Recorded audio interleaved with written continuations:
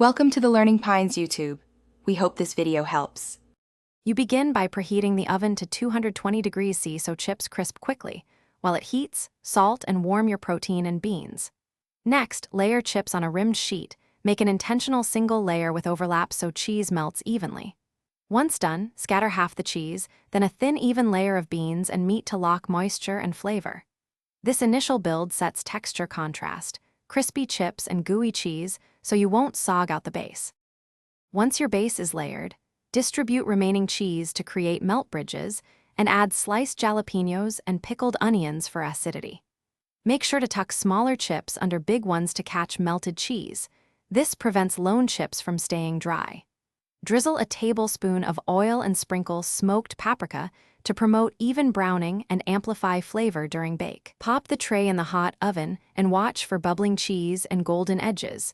This signals optimal texture and depth. You pull the nachos and immediately add fresh toppings: pico de gallo, crema, diced avocado, and a sprinkle of cotija to preserve brightness and contrast. Make sure to squeeze lime over the plate and serve on a warm tray so steam doesn't soften chips. If things go wrong and the nachos are soggy, remove wet toppings and re-crisp under the broiler for 2 to 3 minutes. Alternatively, drain excess juices from toppings next time and layer cheese beneath wet ingredients to protect chips. Thanks for watching. Consider subscribing if we helped you.